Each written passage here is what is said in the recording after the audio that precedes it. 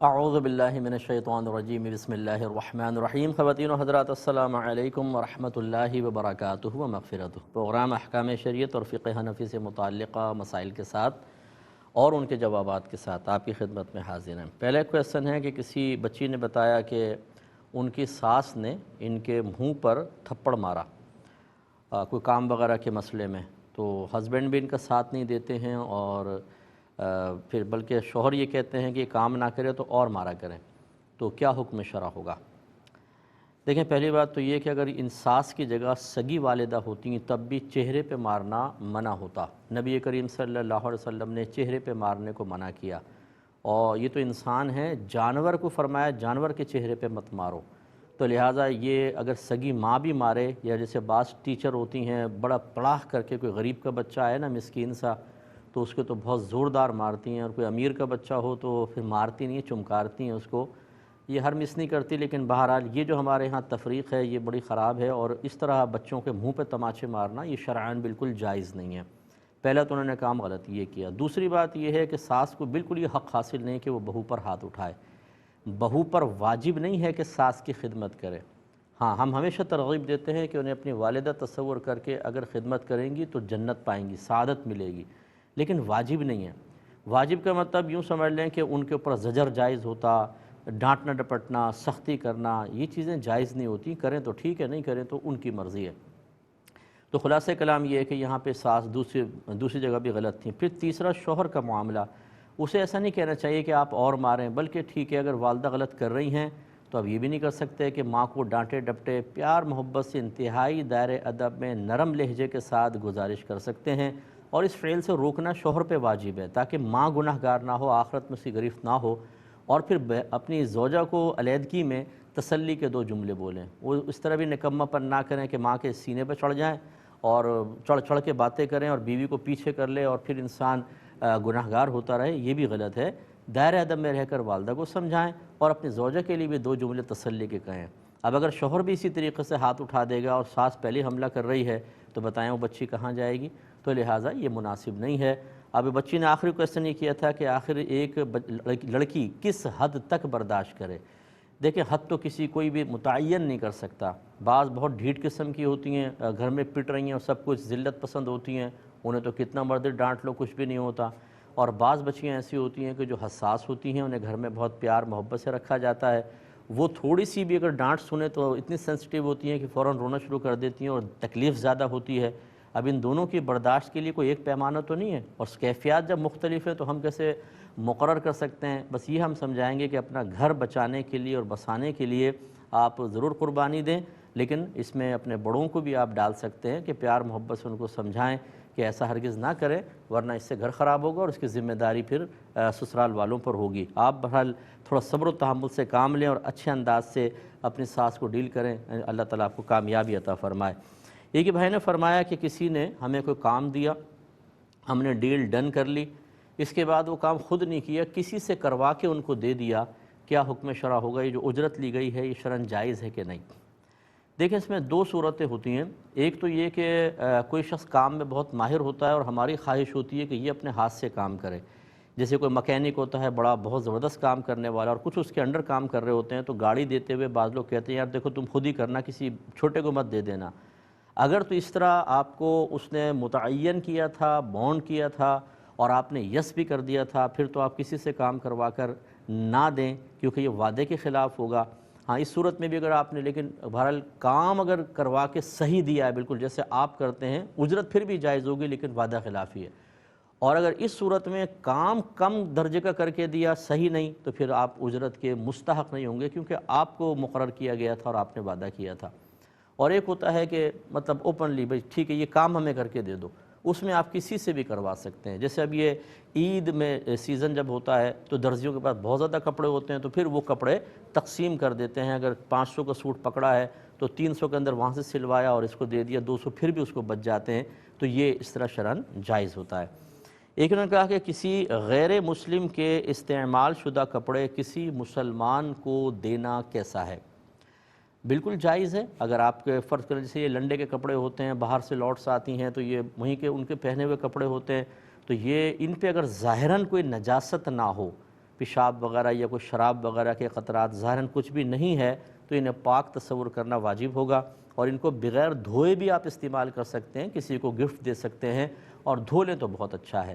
اور اس کی بڑی واضح سی دلیل یہ ہے کہ جب نبی کریم صلی اللہ علیہ وسلم صحابہ کرام کے ساتھ کسی جگہ کوئی جنگ فرماتے تھے اور پھر مال غنیمت میں ان کے کفار کے برتن اور کپڑے آتے تھے، تو یہ بعض جگہ خود یہ لکھا ہے علماء نے کہ، اور یہ حدیث میں بھی ہے، صحابہ کہتے ہیں کہ نبی کریم صلی اللہ علیہ وسلم ہمیں برتن دھونے کا حکم نہیں دیتے تھے اور وہ کپڑے بھی استعمال کرتے تھے۔ تو ہماری شریعت کا جو اصول ہے وہ یہ ہے کہ جب تک آپ کو اپنی آنکھوں سے ظاہری طور پہ نجاست نظر نہ آئے، تو یا کوئی عادل شخص کہے کہ بھئی اس پہ پیشاب کیا تھا بچے نے، چھینٹے بہت سارے آئے تھے لیکن اب یہ کافی دیر پڑا رہا کپڑا تو وہ آپ کو اسمیل وغیرہ نہیں آ رہی، لیکن میں نے دیکھا تھا، یعنی نیک پرہیزگار متقی آدمی شخص خبر دے، تو پھر ہم اس کو ناپاک مانیں گے، ورنہ پاک ماننا واجب ہے، اس کو ویسے استعمال کر سکتے ہیں۔ ایک بھائی نے کویسچن کیا تھا کہ یہ جو جھینگے کھاتے ہیں اس کے پیٹ سے کچھ نجاست نکلتی ہے، وہ صاف کی جاتی ہے، اگر صاف کیے بغیر ان کو کھا لیا جائے تو کیا حکم شرع ہوگا؟ دیکھیں ہے تو جائز، یہ ایسا نہیں ہے کہ اس میں ناجائز یا حرام کا حکم دیا جائے، اس کی وجہ یہ ہے کہ وہ بہت ہی قلیل مقدار میں ہوتی ہے، ایک رگ کی طرح ہی ہوتی ہے، بس ہلکا سا یوں نکالا اور وہ ہو گیا تو اس کو استعمال کر سکتے ہیں، کیونکہ جو چھوٹے سائز کی مچھلی ہوتی ہے یہ یقینی سی بات ہے اس کے پیٹ میں بھی کچھ نہ کچھ تو ہوگا، اس کو ثابت کھانے کی اجازت ہوتی ہے اور فقہا نے اس کو منع نہیں کیا۔ تو اسی طرح جھینگے کے اندر کا جو معاملہ ہے اگر نکال دیں تو بہت ہی اچھی بات ہے، لیکن اگر کوئی پرابلم محسوس ہو رہی ہے ویسے پکا لیا ہے تو کھانا بہرحال طیب اور حلال رہے گا۔ کسی نے پوچھا کہ ہمارے ہاں جب کوئی مر جاتا ہے تو اس کے لیے کھانا کھلایا جاتا ہے اور اس کو کڑوا کھانا کہتے ہیں، میت کا کڑوا کھانا، اور کہا جاتا ہے کہ جو کھا رہے ہوں وہ اس کھانے کی تعریف نہ کریں، اگر کسی نے کہہ دیے بہت اچھا کھانا ہے بھی بہت یہ، تو پھر کوئی اور بھی مرے گا خاندان میں، کیا حکم شرع ہوگا؟ دیکھیں پہلی بات تو یہ کہ میت کا کھانا یہ دو طرح کا ہوگا، ایک تو یہ کہ باقاعدہ میت کے کھانے کے لیے دعوت دی گئی ہے، بھئی آئیں وہ مر گیا ہے اس کے لیے کھانا پکایا ہے آپ آئیں، صرف کھانے کے لیے، تو یہ بدعت سیئہ ہے، گمراہی ہے، کل بدعت ضلالہ، جو نبی کریم نے فرمایا کہ ہر بدعت گمراہی ہے، اور ایک روایت میں کل ضلالۃ فی النار، ہر گمراہی جہنم میں لے جانے والی ہے۔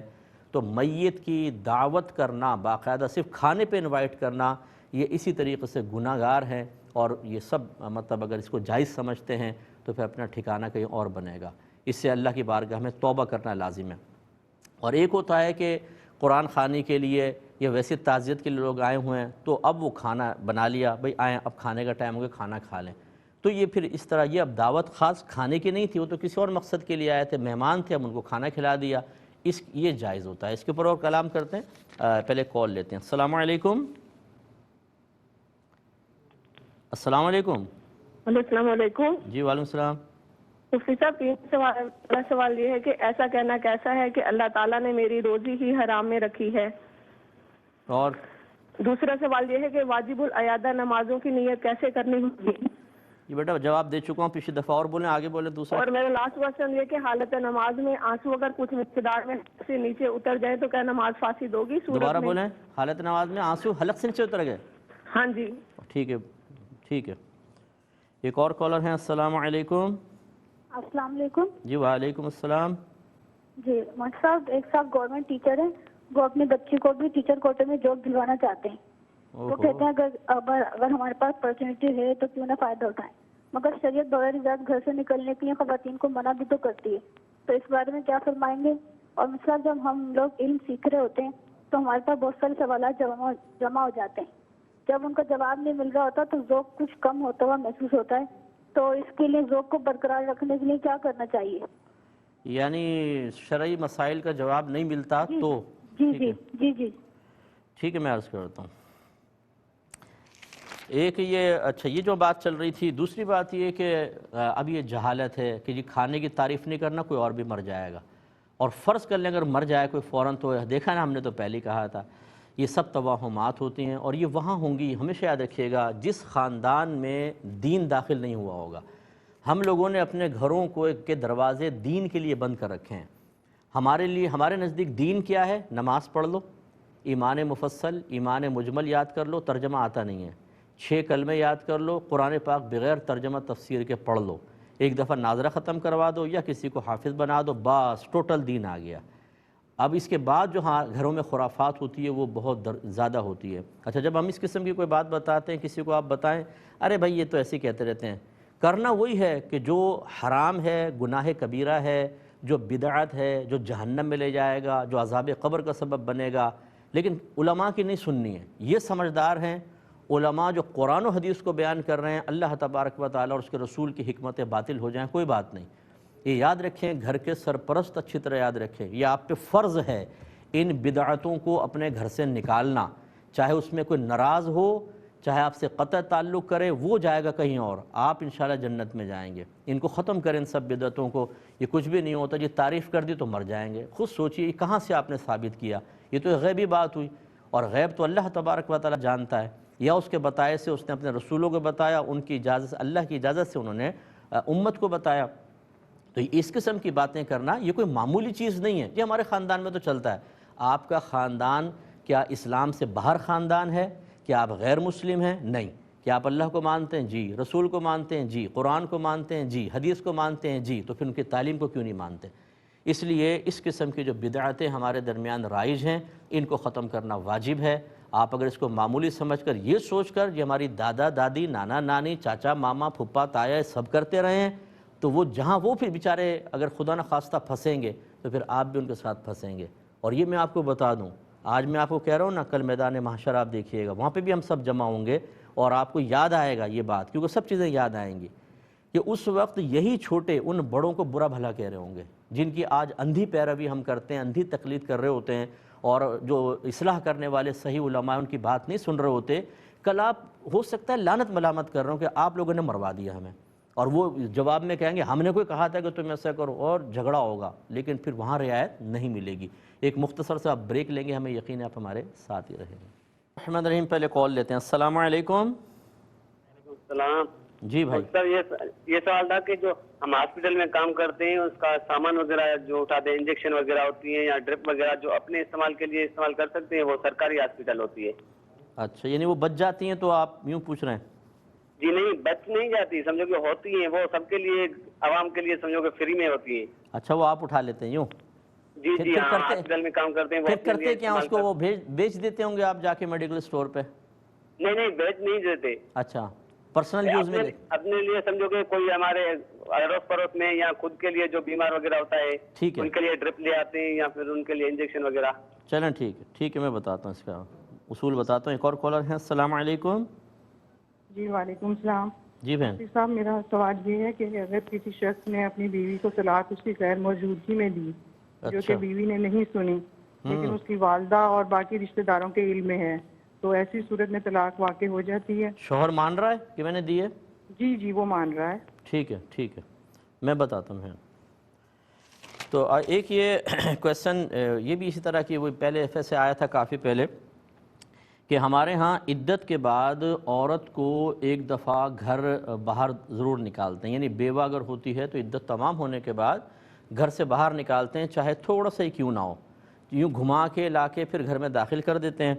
اور بھائیوں پہ لازم ہوتا ہے کہ وہ سونے کی 4 چوڑیاں بنا کر دیں، اور اگر سونے کی نہیں ہو سکتی تو کم از کم چاندی کی چوڑیاں بنائیں۔ اس طرح سفید دوپٹہ اور جوڑا بھی بھائی وغیرہ جو ہیں وہ بہنوں کو دیں گے، یہ لازم ہوگا۔ دیکھیں یہ سب بھی بالکل بدعتیں ہیں، بالکل بدعت ہیں، اس کا کوئی شرعی تصور نہیں ہے، اور یہ اس لیے زیادہ قابل گرفت ہیں کہ ہم نے ان کو واجب کا سا درجہ دے دیا ہے۔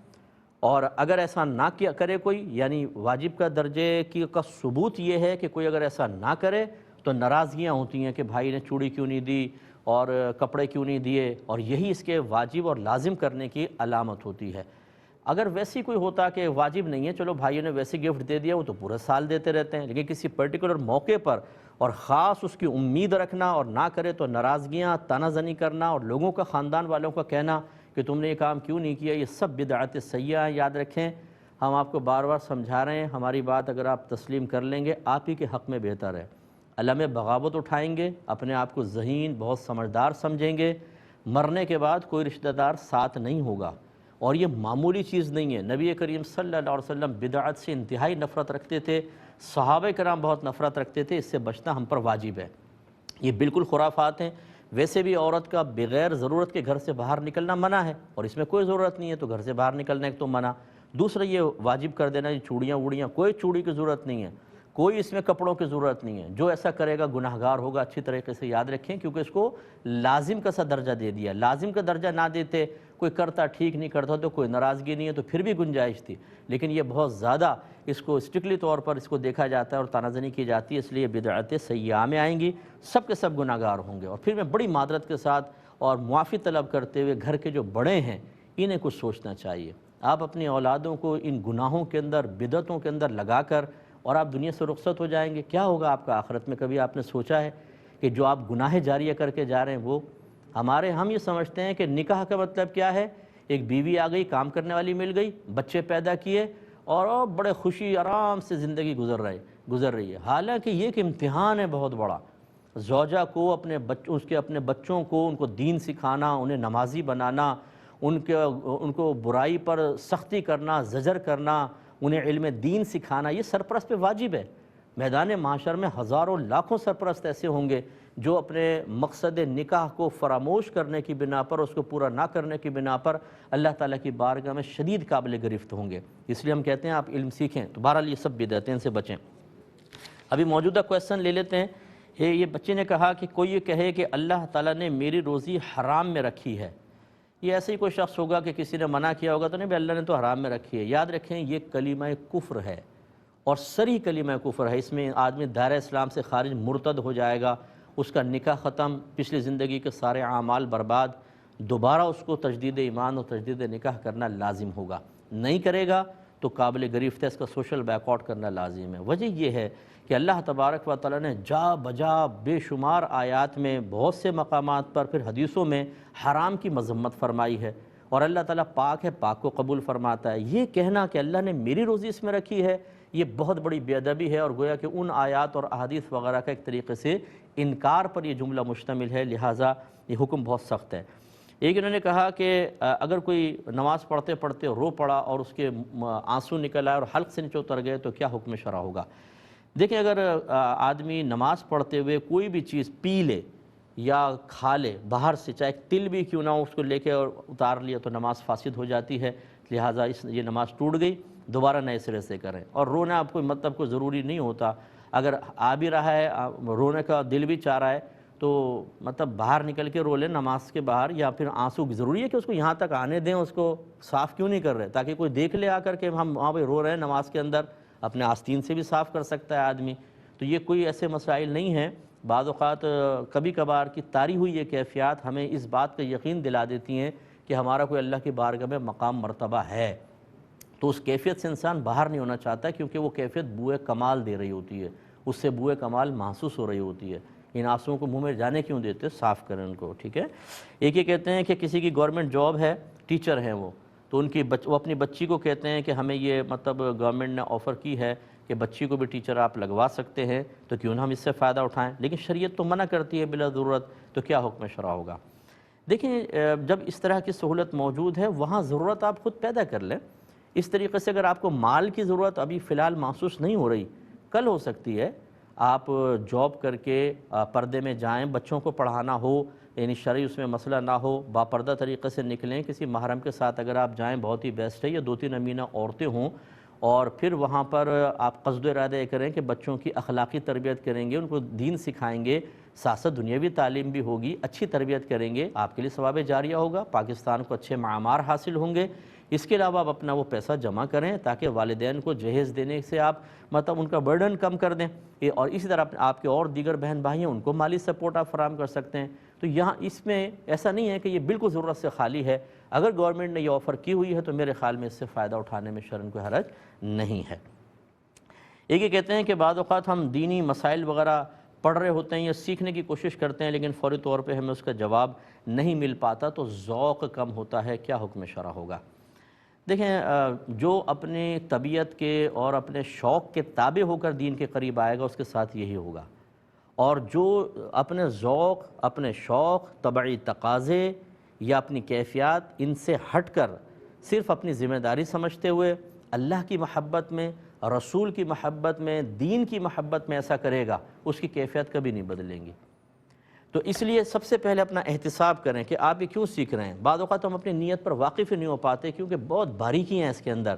ہم سمجھتے ہیں ہم اللہ کے لیے کر رہے ہیں لیکن اصل میں وہ اپنی طبیعت کے لیے کر رہے ہوتے ہیں, کیونکہ ہم مسائل سیکھتے ہیں, دس کے بتاتے ہیں تو ذرا ویلیو بڑھتی ہے اور لوگ متاثر ہوتے ہیں, ذرا عزت ملتی ہے. لیکن ہمیں اس کے بارے میں پتہ نہیں چل رہا ہوتا کہ نفس خوش ہو رہا ہے اور نفس کا معاملہ. اور جب یہ کسی نے سوال کیا ہم جواب نہیں دے سکے تو سوچا یار اب وہ سامنے والا کیا کہے گا, تو ذوق کم ہوتا محسوس ہوگا.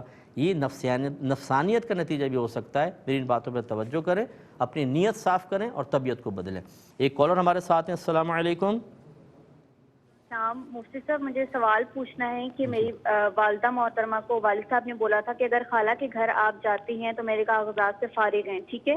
اب اس پہ مجھے رجوع کا حکم پوچھنا ہے کہ اگر وہ وہاں پہ جاتی ہیں تو مطلب طلاق واقع ہونے کے بعد رجوع کریں گے یا وہ پہلے بھی کر سکتے ہیں, کیونکہ ابھی وہ بالکل راضی ہیں, انہیں بالکل بھی اس بات کی یاد بھی نہیں ہے کہ انہوں نے ایسے کوئی الفاظ بولے ہیں, اور ابھی بھی وہ اس کا ذکر کرتے ہیں کہ خالہ کے گھر جاؤ, یہ مطلب کسی بھی حوالے سے.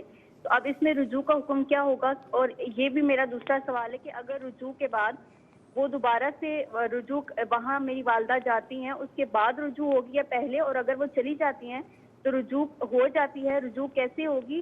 اور اس کی ٹھیک ہے بہن, میں سمجھ گیا, بتاتا ہوں. ایک اور کالر ہے. السلام علیکم.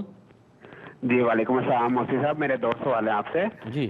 پہلا سوال یہ ہے کہ یہ جو ایزی پیسہ یا اس طرح کی جو اپلیکیشن ہوتی ہیں جو چھوٹے چھوٹے بینک ہیں, یہ کہتے ہیں جی آپ فلاں ٹرانزیکشن کر دیں یا آپ اپنے اکاؤنٹ میں یہ 1000 روپے یا 2000 روپے رکھیں, اگر کوئی ٹرانزیکشن کریں گے تو اس کے اگینسٹ آپ کو جو ہے نا کوئی فری منٹس دے دیے جائیں گے, یا کوئی آپ کو جو ہے نا 24 گھنٹے بعد یا 48 گھنٹے بعد 50 روپے یا 100 روپے آپ کے اکاؤنٹ میں ٹرانسفر کر دیں گے. ایک تو یہ ہے کہ اس کا کیا شرعی حکم ہے کہ وہ جو ہم ٹرانزیکشن کرتے ہیں وہ ہم نے یا تو روٹین میں کرنی ہے یا اس پیسے لکھ کے لالچ میں جو ہے نا ہم لوگ ٹرانزیکشن کرتے ہیں, تو اس کا کیا شرعی حکم ہے؟ ٹھیک ہے. ایک تو یہ بتا دیں. دوسرا یہ بتائے گا کہ میری ایک ڈیل ہوئی ہے پراپرٹی کی, ایک پلاٹ کی.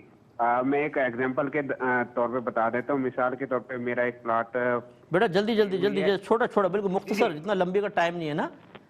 اچھا, یہ ہے کہ 110 روپے کی ڈیل ہوئی ہے ان کے ساتھ وربلی, لیکن 1.5-2 ہفتے بعد جب پراپرٹی ڈیلر نے اس کے کاغذ تیار کیے, سب کچھ کیے, تو انہوں نے جو ہے نا وہ 100 روپے کے حساب سے وہ ڈیل کر لیا, اور جو بقایا جات اور جو پیمنٹ ہوئی ہے وہ ساری 100 روپے کے حساب سے ہوئی ہے. سارا کچھ ہونے کے بعد پھر ان کی ایک دن کال آتی ہے کہ جی وہ میں شاید بھول گیا تھا غلطی سے, میرے جو ہے نا وہ 10 روپے آپ کے پاس رہ گئے ہیں. تو اب ہمارا میوچولی یہ فائنل ہوا ہے کہ جی 10 روپے آپ بھول گئے تھے یا جو بھی تھا, تو 5 روپے آپ برداشت کریں, 5 روپے میں برداشت کرتا ہوں. یعنی کہ 10 میں سے اب 5 روپے میں نے ان کو دیے ہیں اور 5 روپے انہوں نے چھوڑ دیے ہیں. تو یہ اس کا اب شرعی حکم کیا ہوگا؟ ٹھیک ہے, میں بتاتا ہوں انشاءاللہ, عرض کرتا ہوں. ایک یہ کویسچن کیا تھا کہ یہ ایک مظلوم نوجوان ہے, اس نے کویسچن کیا تھا کہ وہ کسی محفل میں گیا, ان کا ساؤنڈ سسٹم ہے ان کا, تو وہ بیچارہ سب کر کے اب کھانے کھلا رہے ہیں, اور کوئی مطلب وہاں پہ شیخ صاحب بھی تھے, پیر صاحب بھی تھے, تو کھانے بھی کھلائے, پیسے بھی تقسیم ہوئے اور دیگر چیزیں سب ہوتے ہیں, ٹینٹ لائٹیں وائٹیں, لیکن ساؤنڈ کے ان کو پیسے نہیں دیے. تو کیا حکم شرع ہوگا؟ دیکھیں, اگر تو یہ پہلے طے ہوا تھا کہ ساؤنڈ آئے گا اور اتنے اتنے پیسے ہوں گے, اور اب وہ نہیں دیتے تو بالکل گناہگار ہوں گے, کیونکہ یہ باقاعدہ ایک اجارہ کا ایک معاہدہ ہوا ہے اور اس میں اجرت دینا واجب ہے, جبکہ ساؤنڈ بالکل ٹھیک ہے, سب کچھ ہے, تو دینا واجب. ایک ہوتا ہے کہ طے کچھ بھی نہیں ہوا تھا اور ساؤنڈ والے کو امید تھی کہ جاؤں گا لگاؤں گا, کچھ نہ کچھ بعد میں دے دیں گے, اور انہوں نے بھی کچھ طے نہیں کیا تھا. لیکن یہ ضرور ہے کہ وہاں پہ عرف میں کس طرح آ کر اور لیتے ضرور ہیں, تو یہ اجارہ پھر ہوگا فاسد, کہ اس میں یہ سمجھ لیں یہ صراحتاً تو زبان سے نہیں ہوا, لیکن چونکہ عرف میں معاشرے میں کہ جب جا کے لگاتے ہیں تو پھر اجرت ملتی ہی ہے, لیکن اجرت مجہول ہے, جتنی ہوگی لے لیں گے, یہ اس میں پھر دونوں ہی گناہ گار ہوں گے. اور تیسری صورت یہ ہے کہ صراحتاً کہہ دیا ہو کہ بھئی آ کے لگا دینا, لیکن پیسے سے ہم کچھ نہیں دیں گے, اور انہوں نے کہا ٹھیک ہے, لیکن یہ امید کر کے کہ ایسے بول رہے ہیں بعد میں دے دیں گے, اور اب نہیں دیے تو وہ بالکل گناہ گار نہیں, کہ انہوں نے پہلے ہی کہہ دیا تھا صراحتاً. تو اب ساؤنڈ سسٹم والے کو تھوڑا صبر کا گھونٹ پینا پڑے گا. ایک مختصر سا بریک ہوگا, ہم حاضر ہوتے ہیں چھوٹے سے بریک کے بعد. بسم اللہ الرحمن الرحیم. ایک انہوں نے پوچھا کہ ہاسپٹل میں یہ کام کرتے ہیں تو وہاں سے ڈرپس وغیرہ یا انجیکشن اٹھا کر لے آتے ہیں, سیل نہیں کرتے, لیکن کبھی رشتہ داروں کو ضرورت ہے, خود ہے تو اس کو یوز کر لیا جاتا ہے, کیا حکم شرع ہے؟ دیکھیں, اس طرح کے تمام معاملات میں, چاہے وہ یہ گورنمنٹ کا ہاسپٹل ہو یا آپ آفس سے پین اٹھا لیتے ہیں, کوئی اسٹیشنری کی اور کوئی چیز اٹھا لیتے ہیں, دیکھا یہ جائے گا کہ آپ کو پرمیشن ہے یا نہیں ہے, یہ لیگل ہے یا اللیگل ہے. اگر تو ساتھ لے جانے کی بالکل اجازت نہیں ہے, اتنی اجازت ہے کہ آپ کا کوئی رشتہ دار آئے تو آپ اس کو ایڈمٹ کریں اور یہ چیزیں ان کو یوز کروائیں تو وہ تو بالکل ٹھیک ہے، لیکن اگر ساتھ لے جانے کی اجازت نہیں ہے تو بالکل آپ گناہ گار ہوں گے، چاہے 2 روپے کی چیز ہی کیوں نہ ہو۔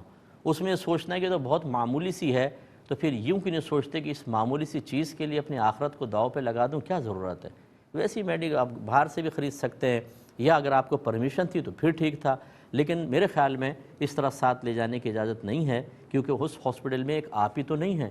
جب آپ کی سنت پر سارے عمل کر رہے ہوں گے تو خود سوچئے کہ روزانہ کتنے انجیکشن جا رہے ہوں گے، کتنی ڈرپس جا رہی ہوں گی، کتنی چیزیں۔ اسی لیے تو لوگ بیچارے گورنمنٹ ہاسپٹلس میں آتے ہیں، ان کو نہ دوائیاں ملتی ہیں نہ ان کو دیگر چیزیں ملتی ہیں، اور مریض بیچارے کس قدر رسوا ہوتے ہیں اور پریشان ہوتے ہیں، سب آپ خبروں میں، اور وہ خبروں میں تو جتنا ہو رہا ہوتا ہے اس کا 100 کا کوئی 2% دکھایا جا رہا ہوتا ہے۔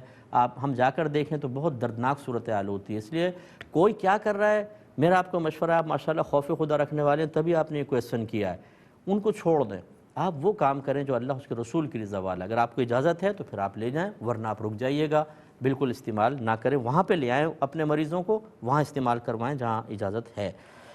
ایک یہ انہوں نے کہا کہ کیا شوہر اگر بیوی کی غیر موجودگی میں طلاق دے دے تو طلاق ہو جاتی ہے؟ بیوی نے سنی نہیں ہے جبکہ شوہر اقرار کر رہا ہے کہ ہاں میں نے طلاق دی۔ دیکھیں یہ کہیں یہ حکم شرع نہیں ہے کہ بیوی سنے گی تو طلاق ہوگی، گواہ موجود ہوں گے تو طلاق ہوگی، تو یہ مطلب جہاں گواہوں کا ذکر بھی ہے وہ صرف استحباب کے لیے ہے، کیونکہ ہزارہ کیسز نبی کریم صلی اللہ علیہ وسلم کے پاس ایسے آئے کہ تنہائی میں اکیلے میں طلاق دی، وہاں شرعی گواہ موجود نہیں تھے اور نبی کریم صلی اللہ علیہ وسلم نے طلاق کا وقوع کا حکم دیا۔ اسی صحابہ کرام، تابعین کے اور بہت سارے فقہا کے واقعات موجود ہیں، تو لہٰذا میری بہن جو غیر موجودگی میں شوہر طلاق دے بالکل طلاق ہو جائے گی، ایک دی ہے ایک، 2 ہیں تو 2 اور 3 ہیں تو 3، اس میں بیوی کا سننا یا موجود ہونا اس محفل مجلس میں ضروری نہیں ہے۔ والد صاحب نے والدہ کو کہا کہ اگر خالہ کے ہاں تم گئیں تو میری طرف سے کاغذات میں تم فارغ ہو، تو کیا حکم شرع ہوگا؟ میں بالترتیب آپ کے جواب دے دیتا ہوں۔ پہلی بات تو یہ کہ جب اس طریقے سے طلاق کو کسی فعل پر، عمل پر موقوف کر دیا جائے تو اس طلاق کو کہتے ہیں معلق طلاق، یعنی لٹکی ہوئی، شرط کے ساتھ لٹک گئی ہے، اب یہ جیسے شرط پوری ہوگی طلاق واقع ہو جائے گی۔ اچھا، جب اس طرح کوئی لفظ ادا کر دیتا ہے شوہر تو یہ گولی کی طرح ہے، جو پسٹل سے نکل گئی تو واپس نہیں آتی۔ اب آپ کے والد کو بھی اختیار حاصل نہیں ہے کہ وہ اس کو واپس لے لیں۔ تیسری چیز یہ کہ والد کو یاد نہیں لیکن آپ کی والدہ کو یاد ہے، تو بالکل پھر بھی مانا جائے گا کہ یہ گولی نکل چکی ہے۔ جب بھی آپ کی والدہ خالہ کے گھر گئیں تو طلاق ہو جائے گی۔ اچھا، جب طلاق ہوگی تو رجوع ہوتا ہے، لہٰذا اس سے پہلے رجوع کا تو کوئی تصور ہی نہیں ہے، اور وہ میں نے بتا ہی دیا کہ والد صاحب رجوع کا اگر یہ مفہوم ہو کہ میں اپنے قول کو غلط کرتا ہوں، میں اجازت دیتا ہوں چلی جاؤ، اب ان کو اختیار نہیں رہا، یہ نکل گیا جملہ، اب ان کو بھی اختیار نہیں ہے۔ اب اگر آپ کی والدہ جاتی ہیں، ایک طلاق ہوگی اور طلاق رجعی ہوگی، یعنی طلاق پڑے گی اور فوراً عدت سٹارٹ ہو جائے گی۔ اب بس یہ ضرور دیکھا جائے گا، پہلے 2 طلاقیں تو والد صاحب نے نہیں دی تھیں، اگر 2 دی تھیں تو یہ مل کر 3، اب تو حلالہ کے بغیر کچھ بھی نہیں ہو سکتا، اور اگر پہلے 1 دی تھی یا بالکل ہی نہیں دی تھی تو پھر یہ گنجائش ہے، رجوع کر سکتے ہیں والد صاحب، اور رجوع کا طریقہ یہ ہوگا کہ وہ 2 گواہوں کے سامنے کہہ دیں میں نے اپنی زوجہ سے رجوع کیا، بس رجوع ہو جائے گا، نکاح کی بھی حاجت نہیں ہے، عدت ختم، میاں بیوی کی حیثیت سے رہیں۔ لیکن جو پہلے طلاق ہو گئی وہ ہو گئی، اب بعد میں جتنی طلاقیں رہ گئیں اسی کے مالک رہیں گے وہ، یعنی اگر 1 ہوئی ہے تو اب 2 کے مالک رہے، 2 ہو گئی تھیں، ایک یہ والی ایک پہلے کوئی دی تھی تو اب 1 طلاق کے مالک رہ گئے ہیں۔ اور آخری چیز جو آپ نے فرمایا کہ جب یہ ایک دفعہ چلی گئی نا والدہ تو اب ان کا وہ قول ختم ہو جائے گا، لیکن اس میں 2 صورتیں ہوتی ہیں۔ اگر تو شوہر نے یہ کہا تھا کہ جب تو اپنی بہن کے جائے گی تب تجھے طلاق، تو پھر تو 1 دفعہ جائیں گی طلاق، دوسری دفعہ گئیں پھر طلاق، تیسری دفعہ گئیں پھر طلاق ہو جائے گی، پھر تو ان کو بالکل اجتناب کرنا ہوگا کہ طلاقوں سے بچیں۔ اور اگر یہ کہا تھا اگر گئی تو تجھے طلاق، جب کا لفظ یا دوام، استمرار، ہمیشگی کا لفظ نہیں کہا تھا تو بس 1 ہی دفعہ میں ہوگا، گئیں طلاق پڑ گئی، اب وہ ان کا قول ختم، اب چاہے 50 دفعہ جائیں آئیں، اب طلاق کا کوئی اور مطلب معاملہ نہیں ہوگا، وہ ختم ہو گیا ان کا قول۔ ایک انہوں نے کہا کہ بعض اوقات ہم تھوڑا سا اماؤنٹ کی ٹرانزیکشن وغیرہ کرتے ہیں تو ہمیں کچھ فری منٹس ملتے ہیں یا تھوڑا بہت پیسہ ملتا ہے، کیا حکم شرع ہوگا؟ دیکھیں، اگر آپ روٹین کے مطابق کریں یا قصدن کریں، یہ تو ایک اجارے کی صورت بنے گی کہ آپ کو آفر ہے کہ ہمارا یہ کام کرو، ہم آپ کو اتنی اجرت دیں گے، تو یہ بھی ایک عمل ہے، اور آج کل کے دور میں پاکستان میں کروڑوں لوگ کر رہے ہیں، تو اس کو ناجائز ہم نہیں کہیں گے، ہم کہیں گے کہ ٹھیک ہے اگر آپ کرتے ہیں تو اس پہ آپ بینیفٹ لے سکتے ہیں۔ لیکن دوسری چیز جو آپ نے کہی کہ اکاؤنٹ میں اتنا اماؤنٹ رکھوائیں تو آپ کو اتنے منٹ فری فلاں ہوگا، یہ شرعاً جائز نہیں ہوگا، کیونکہ جو آپ اکاؤنٹ میں رکھوائیں گے اس کی شرعی حیثیت ایک قرضے کی سی ہوگی، کیونکہ پورا 1000 یا 1500 آپ فوراً تو یوز نہیں کر رہے، باقی قرضہ اور قرضے کے اوپر نفع لینا منع ہوتا ہے، اس سے آپ کو اجتناب کرنا ہوگا۔ ایک یہ کہتے ہیں کہ انہوں نے کوئی کاروباری ڈیل کی، اس کا بس میں آپ کو اصول بتا دیتا ہوں کہ جس پر ڈیل ہوئی ہے اتنے ہی آپ پیسے لے سکتے ہیں اور اس کے اوپر اتنا ہی پیسہ دینا واجب ہے۔ آگے کیا لکھا کیا نہیں، ایجنٹ نے کیا لکھ دیا، اس کا کوئی اعتبار نہیں ہوگا۔ لہٰذا جتنی پہ ڈیل ہوئی تھی، اگر فرض کر لیں کہ 5 لاکھ پہ ڈیل ہوئی تھی تو آپ 1 روپیہ بھی زیادہ لیں گے تو گناہ گار ہوں گے۔ ہاں اگر وہ اپنی مرضی سے خریدتے ہوئے آپ کو تھوڑا سا زیادہ دے دیتا ہے کوئی مسئلہ نہیں ہے، اسی طرح آپ اس کو پیسے لیتے ہوئے کہیں چلو تھوڑا سے کم دے دو کوئی مسئلہ نہیں ہے تو آپ کر سکتے ہیں، لیکن کوئی زبردستی کسی کے ساتھ نہیں کر سکتا۔ تو اگر یہ سودا مطلب جو آپ نے پہلے طے کیا تھا اس سے ہٹ کر ہوا اور لکھ دیا گیا، اس نے سائن کر دیا، بعد میں اس کو خیال آیا کہ یار یہ میں نے کیا سائن کر دیا، اور اب آپ یہ کہتے ہیں کہ نہیں جو زیادہ لکھا گیا آدھا تم دو اور آدھا ہم برداشت کر لیتے ہیں، تو بھائی یہ تو پھر آپ ظلم کر رہے ہیں نا اس کے اوپر، تو پھر یہ آپ کے لیے شرعاً جائز نہیں ہوگا۔ ایک یہ اور کسی نے کویسچن کیا کہ ہمارے خاندان میں ایسا ہوتا ہے، جو آفر تھے جو میں پہلے کر رہا تھا انہی میں سے ایک ہے کہ اگر کوئی بھانجا بیمار ہو جائے تو ماموں سے کہا جاتا ہے ایک کوئی تعویذ لے لیتے ہیں، پھر ماموں سے کہا جاتا ہے کہ موچی کے پاس جانا اور جب تک وہ اس تعویذ کو سیے 1 پاؤں پہ کھڑے رہنا تو بھانجے کو شفا ہو جائے گی۔ تو یہ بھی دیکھیں اب ان دونوں مسئلوں میں فرق ہے۔ جو پہلے والا تھا نا وہاں تو ایک لازم اور ضروری سمجھی ہوئی چیز تھی، میں نے اس کو بدعت سیئہ قرار دیا، لیکن یہ جو ہوتے ہیں علاج کے کہ یوں کر دو شاید علاج ہو جائے گا، یوں کر لو علاج ہو جائے گا، کالی مرغی کالا بکرا، تو یہ مطلب جو ٹوٹکے ہوتے ہیں جو مشہور ہو جاتے ہیں، اگرچہ ان کی کوئی شرعی حیثیت نہیں ہے نہ، مطلب جب تک شریعت سے اس کو کوئی ثبوت معلوم ہو اس طرح کا اعتقاد اور اس طرح کے نظریات رکھنا صحیح ہے، لیکن بہرحال اس میں گناہ گار نہیں ہوں گے۔ کھڑا ہو جائے ماموں 1 پاؤں کے اوپر، اعتقاد اپنا اچھا رکھے تو وہ کیوں کھڑا ہوگا 1 پاؤں کے اوپر کہ شفا دینے والی ذات اللہ کی ہے۔ ذرائع اختیار کرنا منع نہیں ہے، لیکن وہ ذریعے اختیار کرے نا جن کو ثبوت قرآن یا حدیث سے ہے۔ یہ کوئی بھی مطلب یہ کہ اب وہ کہے سر کے بل کھڑا ہو جائے ماموں تو شفا ہوگی، اب آپ سر کے بل کھڑے ہو جائیں گے۔ اگر کوئی یہ معروف کر دے کہ اگر بھانجا بیمار ہو جائے تو ماموں تیسری منزل سے چھلانگ لگائے، ٹانگ ٹوٹنی شرط ہے، بچہ صحیح ہو جائے گا، لگائیں گے آپ کبھی چھلانگ؟ کتنے معروف ہو جائے آپ نہیں لگائیں گے کیونکہ وہاں نقصان ہو رہا ہے۔ تو خلاصہ کلام یہ ہے کہ دین کا نقصان آپ کی ٹانگ ٹوٹنے کے نقصان سے کہیں زیادہ ہے۔ اس طرح کے توہمات کو جب آپ ذہن میں جگہ دیتے ہیں تو پھر 10 پھلڑیاں اور شیطان نکال دیتا ہے، اور ہم اصل دین سے ہٹ کر اس نے یہ کہا، وہ ٹٹا یہ کہہ رہا تھا، پپو پان والا یہ کہہ رہا تھا، اور پھپھو نے یہ کہا، اور چاچا یہ راز سن کر آیا ہے ایک جگہ سے، انہی میں آپ لگ جائیں گے اور اصل دین سے دور ہو جائیں گے۔ ایسا ہرگز نہ کریں، ہمیشہ سوچا کریں آپ گھر میں جو کچھ کہہ رہے ہیں جو کچھ کر رہے ہیں آپ کی نسلیں اس کو سیکھ رہی ہیں، کیا دے کر جا رہے ہیں اپنی نسلوں کو؟ بدعتیں، غلط چیزیں، غلط نظریات، توہمات اور خواہ کے بیجا خوف، یہ آپ کوئی اچھا کام نہیں کر رہے۔ دین سیکھیں، دین سکھائیں، مضبوط مسلمان بنیں، اعتقاد کے لحاظ سے، نظریات کے لحاظ سے، اور صحیح نظریات صحیح اعتقاد والا، تو انشاءاللہ آپ کے لیے بہت بڑا ثواب جاریہ ہے۔ ایک بچے نے کویسچن کیا کہ کیا ہر ناجائز گناہ ہوتا ہے؟ نہیں، ہر ناجائز گناہ نہیں ہوتا، جائز وہ جس کے کرنے کو شریعت بالکل ناپسند نہیں کرتی کرے، اور جس کے کرنے کو گناہ قرار دے یا اس کو ناپسند رکھے، کم از کم گناہ گار نہیں لیکن ناپسند، وہ ناجائز ہوتا ہے۔ تو یہ ناجائز جو ہے اس کی 5 قسمیں ہوتی ہیں، یہ حرام، مکروہ تحریمی، اساءت، مکروہ تنزیہی اور خلاف اولا۔ اگر آپ فرض چھوڑتے ہیں تو حرام، واجب چھوڑتے ہیں تو مکروہ تحریمی، سنت موقدہ کو ترک کرتے ہیں اس کو اساءت کہتے ہیں، برائی کرنا۔ یہ 3 تو ایسے ہیں کہ یہ ناجائز ایسے ہیں، اس میں گناہ گار ہوں گے، ان 3 کو چھوڑیں گے۔ فرض کو ایک دفعہ بھی چھوڑا، واجب کو ایک دفعہ، گناہ گار۔ سنت موقدہ کے ترک کی عادت بنا لیں گے تب گناہ گار ہوں گے۔ اس کے جو نیچے ہیں مکروہ تنزیہی، یہ سنت غیر موقدہ کا ترک ہے، اور خلاف اولا یہ مستحب کا ترک ہوتا ہے۔ یہ بھی ناجائز اس اعتبار سے کہتے ہیں کہ شریعت اس کو تھوڑا ناپسند کرتی ہے، لیکن اس میں گناہ کا کوئی تصور نہیں ہوتا۔ ایک بچے نے پوچھا تھا کہ تشہد سے پہلے اگر کسی نے بسم اللہ الرحمن الرحیم پڑھ لی تو کیا سجدہ صاحب لازم ہوگا؟ نہیں ہوگا، اگرچہ پڑھنا نہیں چاہیے تھا۔ ہاں اگر قرآن پڑھ لیتے نا، جیسے الحمد زبان سے نکل جاتی غلطی سے تو سجدہ سہو تھا.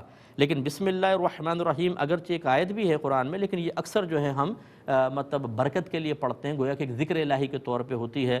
اور تشہد میں اتحیات سے پہلے اگر کچھ تھوڑا بہت ذکر الہی ہو جائے قصدن یا غیر قصدن، اگرچہ کرنا نہیں چاہیے قصدن کے خلاف سنت ہوگا، لیکن اگر نادانستہ طور پہ خاص طور پہ ہو جائے سجدہ سہو اس کے اوپر نہیں ہوتا ہے. یہ کہتے ہیں کہ میرا ایک دوست تھا، اس سے ناراضگی ہوئی تو میں نے اس کو بدنام کیا، اس نے مجھے بدنام کیا، پھر میں نے اس کو بد دعائیں دیں، اس نے مجھے بد دعا دی. بعد میں مجھے خوف پیدا ہوا تو میں نے فون پہ معافی وغیرہ مانگ لی، اس نے معاف کر دیا. تو کیا اب اس کی بد دعا مجھے لگے گی یا نہیں لگے گی؟ دیکھیں پہلی بات تو یہ ہے کہ یہ دعا ہو یا بد دعا اللہ تبارک و تعالیٰ کے اذن کے بغیر نہیں لگتی ہے. اگر تو اس طرح بد دعائیں لگتیں تو آپ کا میرا ایک بھی دشمن زمین پہ نہ کھڑا ہوتا، ہم تو موت کی بد دعا کرتے مر جاتا. اور اسی طرح آپ کیسے بچے ہوئے ہیں؟ کتنے آپ کے دشمن آپ کے ایکسیڈنٹ کی دعائیں کرتے ہوں گے، بد دعائیں دیتے ہوں گے تباہ ہونے کی، لیکن نہیں. تو اس لیے کوئی خوفزدہ ہونے کی حاجت نہیں. میں یہ بھی نہیں کہہ رہا ہوں کہ خواہ کی بد دعائیں لیں کسی کی، خواہ کی نہ لیں، لیکن بد دعا اسی وقت اثر کرے گی جب اللہ تعالیٰ چاہے گا. اور اب جب کہ آپ نے معافی تلافی بھی کر لی ہے تو پھر بد دعا سے بالکل گھبرانے کی حاجت نہیں ہے. پہلے بھی اللہ کے ہی اذن سے ہوتا اور اب بھی اللہ کی مرضی سے ہوگا، تو بالکل نہ گھبرائیں، انشاءاللہ کچھ نہیں ہوتا. اور یہ جو بعض مطلب مانگنے والے ہوتے ہیں خاص طور پہ مزارات پہ یا چوراہوں پر کچھ دے جا ورنہ فقیر کی بد دعا لگے گی، بالکل نہ ڈریں. بولے 2 بد دعا 50 دے بد دعا. اللہ تبارک و تعالیٰ ایسے بلیک میلروں کی بد دعائیں لگائے گا ہمیں، بالکل گھبرانے کی حاجت نہیں. اعتقاد مضبوط ہو نا تو آپ کبھی بلیک میل نہیں ہوں گے. اللہ تعالیٰ سمجھ کی توفیق عطا فرمائے. اب اپنے میزبان کو، ہماری کیو ٹی وی کی پوری ٹیم کو اجازت مرحمت فرمائیں. آپ ہمارے لیے دعا کیجئے، ہم آپ کے لیے دعا گو ہیں کہ اللہ تبارک و تعالیٰ آپ کو مضبوط اور کامل ایمان والا اور اچھے اعتقاد والا، خرافات سے بچنے والا مسلمان بنا دے اور آپ کی نسلوں کو بھی بنائے. آمین. وآخر دعوانا ان الحمدللہ رب العالمین.